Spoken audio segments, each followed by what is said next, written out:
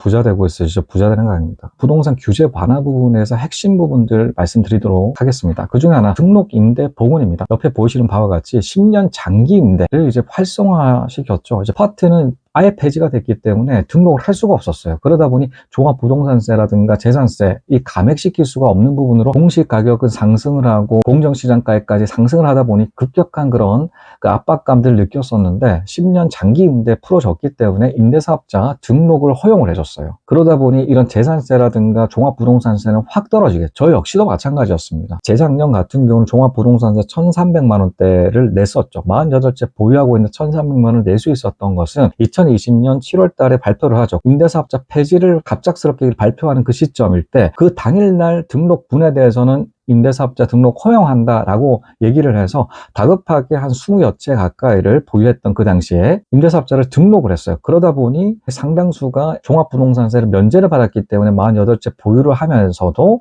자, 이런 1,300만 원대로 선방할 수가 있었죠. 자, 올해 같은 경우는 종합부동산세 얼마가 나왔냐? 1,090만 원 나왔어요. 그런데 이렇게 임대사업자가 활성화되다 보니까 이제 종합부동산세 아예 제로가 될 뿐만이 아니라 이 면적 기준에 따라서 재산세 역시도 마찬가지로 자 25%에서 100% 구간으로 재산세와 종합부동산세가 거의 제로로 만들 수가 있기 때문입니다. 근데 여러분들도 기억해야 될 부분이 자, 이런 공시가격 기준점이 있어요. 자, 수도권 같은 경우 6억이고 지방 같은 경우 3억입니다. 그러니 공시가격 6억을 초과를 한다고 수도권 내에서 그리고 지방 같은 건 3억이 초과된다라고 하게 되면 아예 등록을 할 수가 없다라는 부분 여러분 기억하셔야 됩니다. 그러니 초고가에 해당되는 자, 아파트 같은 경우는 아예 등록이 안 됩니다. 그뿐만이 아니라 자, 이런 기준 면적 기준도 세워놨죠. 85m 초과되는 부분은 등록을 할 수가 없어요. 중소형 이하에 해당되는 소형 아파트도 포함되는 그런 아파트만 등록할 수가 있다라는 것이죠. 저 역시도 제가 보유하고 있는 거의 대부분 모든 평형 같은 경우는